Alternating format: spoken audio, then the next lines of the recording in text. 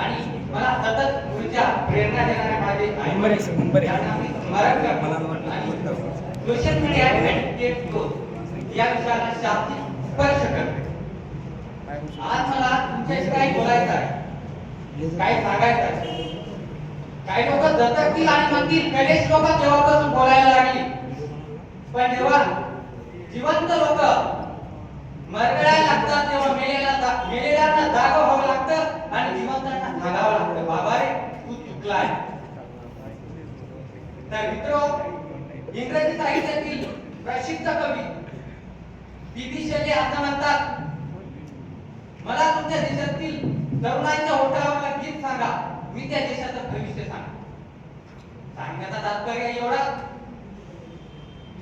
शूर आणि सरदार मला काय कुणाची भीती, या वाक्यावर चालणारा माझा महाराष्ट्र देश आज गुरफटलेला आहे, तो म्हणजे सोशल मीडिया या माध्यमावर. आणि सर्वात मोठी आणि भयानक खंत आहे,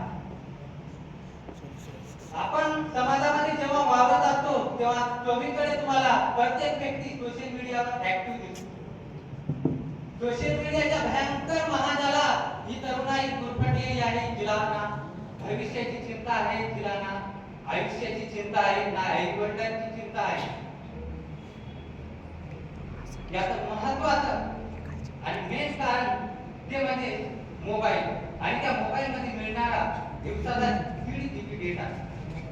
जोपर्यंत माझा 1.5 GB डेटा संपत नाही तोपर्यंत मी माझ्या हातातला मोबाईल ठेवणार नाही, हा माझा जन्मसिद्ध हक्क आहे. आणि मोबाईल हातात ठेवणार नाही ही मी जाहीरपणे सांगतो. हरिपाठातलं एक वाक्य आहे, भागे बिना भक्ती, भक्ती बिना मुक्ती, बळे बिना शक्ती बोल नाही. मी तुमच्या समोर किती ओरडलो तरी तुम्ही मोबाईल हातातून सोडत नाही आणि मी तर सांगणार तुमच्या हातात काही अर्थ नाही, परंतु माझं सांगण्याचं कर्तव्य आहे आणि मी ते सांगणार.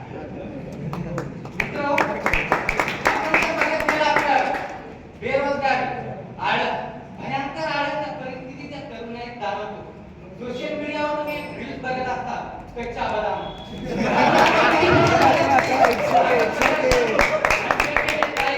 प्रसिद्धी मिळवलेली आहे. ही माझ्या राज्याच्या महाराष्ट्रातली माहिती आहे तुम्हाला, माझ्या राज्याचं वाक्य होतं की स्त्रियांचा आदर नेहमी केला गेला पाहिजे, परंतु इथली स्त्री स्वतःचं अंग प्रदर्शन ही जगासमोर करत आहे आणि ही खंत मला फार दुखावत आहे.